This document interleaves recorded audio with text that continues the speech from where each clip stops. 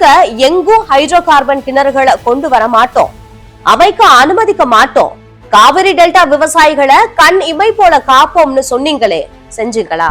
ராமநாதபுரத்துல முதல் கட்டமா 20 இடங்கள்ல ஹைட்ரோ கார்பன் கிணறுகள் அமைக்க மாநில சுற்றுச்சூழல் தாக்க மதிப்பீட்டு ஆணையம் அனுமதி வழங்கியிருக்கு.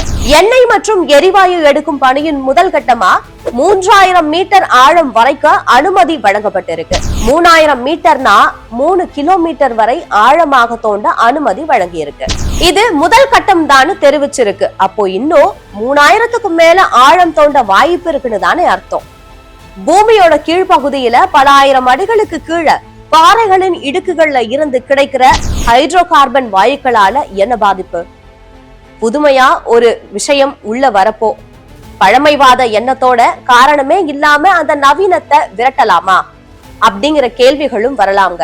1000 அடிகளுக்கு குறையாம பூமியில துளை போட்டு அதே 1000 அடிகளுக்கு மேல் பூமியின் உள்ளே துளையிட்டுதான் மீத்தேன் எடுக்க முடியும்.